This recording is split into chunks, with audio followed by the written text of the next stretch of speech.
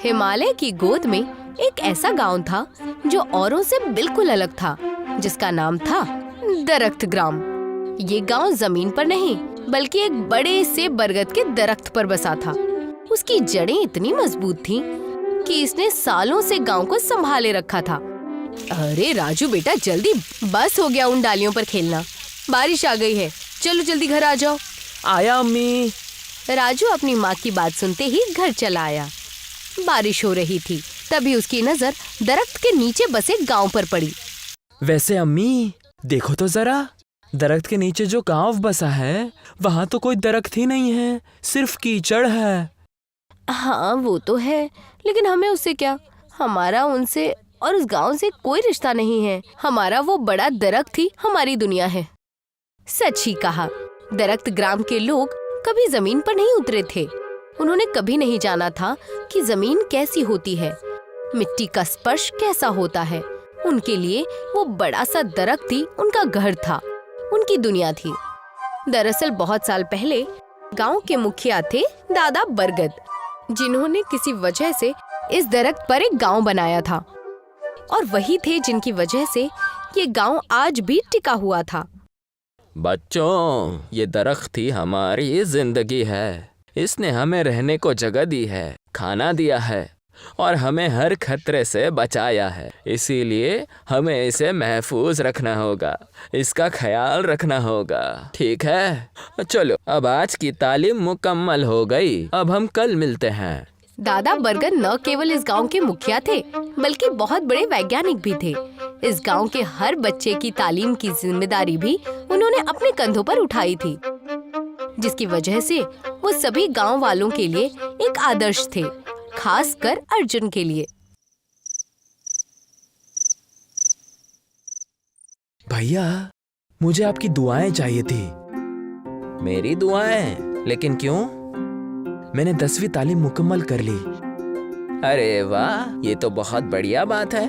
चलो अब जल्दी मेरा मुंह मीठा कराओ। जरूर, ये लीजिए मिठाई और मुझे आपकी दुआएं दीजिए। मेरी दुआएं तो हमेशा तुम्हारे साथ है बेटा, अब ऐसे ही आगे बढ़ते रहो। जी भैया। वैसे अर्जुन, तुम्हारा नया वो खाद का अनुसंधान मुकम्मल हुआ कि नहीं? बस अब मुकम्मल होने वाला है। वाह, ये भी अच्छी बात है। एक बार तुम्हारा खाद का अनुसंधान हो गया तो समझो मेरी फिक्र मिट जाएगी। उस खाद की वजह से हमारा ये दरख्त और भी मजबूत हो जाएगा और अमर हो जाएगा। जी जरूर भैया, और सिर्फ हमारा दरख्त नहीं, बाकी भी। हम उस खाद से और भी नए मजबूत दरख्त उगा पाएंगे। मैं तो सोच रहा हूँ कि एक बार मेरा अनुसंधान मुकम्मल हो जाने के बाद नीचे बसे कस्बे में भी ले जाऊं। सालों बीत गए लेकिन उस कस्बे में एक भी दरख्त नहीं है। न जाने बेचारे कैसे रहते होंगे। अर्जुन के मुंह से नीचे बसे गांव की बात सुनकर दादा बरगद एकदम से चिढ़ गए। नहीं, तुम्हारी मेहनत से बना खाद उनके कस्बे में बिल्कुल नहीं जाएगा। लेकिन क्यों? मुझसे सवाल मत पूछो, बस जितना कहा है उतना करो। हमारा उन लोगों से और उस गांव से कोई नाता नहीं है, समझे तुम? अजीब बात थी।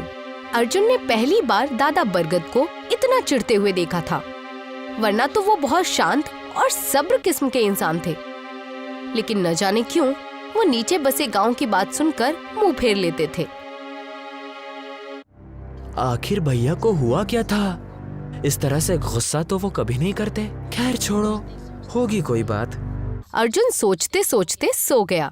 तभी अचानक जोर से बारिश होने लगी, इतनी तेज कि तूफान आ सकता था। अरे, इतनी तेज बारिश! अर्जुन को फिक्र होने लगी। उसने खिड़की से नीचे वाले गांव की ओर नजर डाली। पूरे गांव में पानी भर गया था, कीचड़ का पानी। लोग घबराए हुए थे। उसने देखा कि वहां के लोग दरख्त की ओर आ रहे थे। कुछ तो धीरे धीरे दरख्त की सीढ़ियों से ऊपर भी चढ़ रहे थे। अरे ये क्या? ये लोग तो ऊपर आ रहे हैं। मुझे कस्बे का दरवाजा खोलना होगा। अर्जुन दौड़ते हुए गांव के दरवाजे पर पहुंचा। उसने दरवाजा खोलना चाहा, लेकिन तभी रुक जाओ, ये तुम क्या कर रहे हो? भैया, बारिश की वजह से नीचे बसे गांव के लोग मुश्किल में हैं। खौफ के मारे वो हमारे इस गांव में आ रहे हैं, इसलिए दरवाजा खोल रहा हूँ। कोई जरूरत नहीं है, उन्हें वैसे ही तड़पने दो। क्या तड़पने दूं? ये आप क्या कह रहे हैं? वही जो तुमने सुना, दरवाजा खोलने की कोई जरूरत नहीं है। लेकिन क्यों? आखिर आपको हुआ क्या है? बारिश बढ़ती जा रही है, तूफान आ सकता है। उन लोगों को हमारी मदद की जरूरत है और आप है कि उन्हें मदद देने को तैयार ही नहीं है। क्योंकि वो लोग इसके लायक ही नहीं हैं। लायक नहीं? लेकिन क्यों? क्योंकि उन्हें दरख्त की कद्र नहीं है। बहुत सालों पहले की बात है, मेरे अब्बू, वो एक बहुत बड़े वैज्ञानिक थे।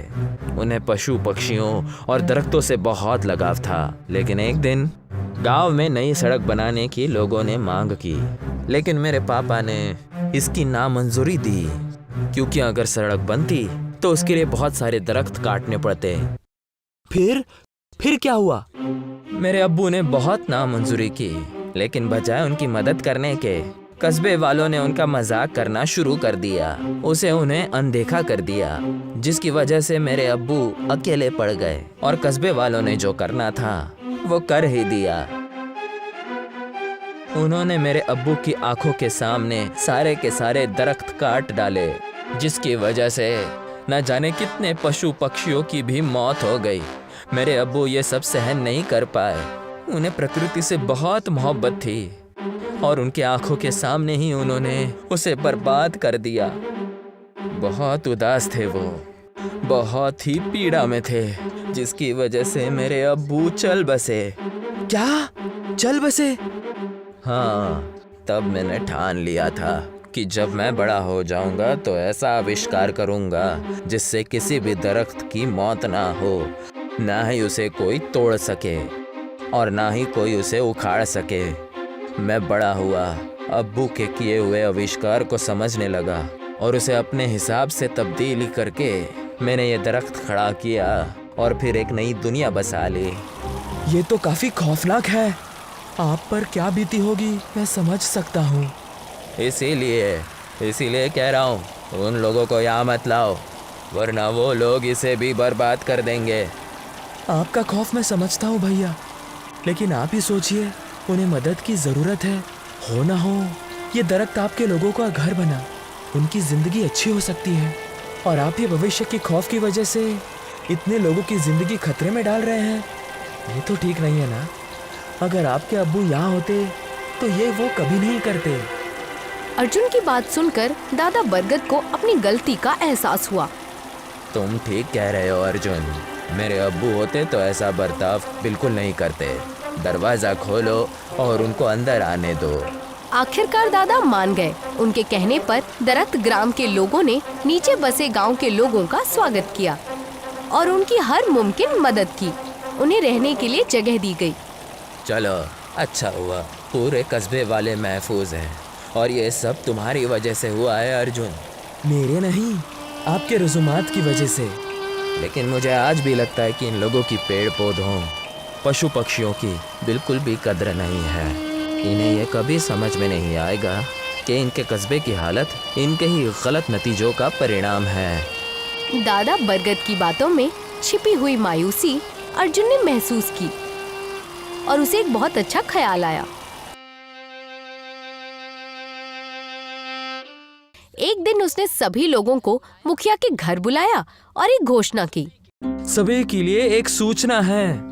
जैसा कि हम जानते हैं, पिछले हफ्ते बारिश की वजह से नीचे बसे गांव को बाढ़ का मुकाबला करना पड़ा, लेकिन इस सब में हमारा गांव जो कि एक दरख्त में है, उसे कुछ भी नहीं हुआ। जानते हो, क्योंकि ये मजबूत दरख्त हमारे साथ था।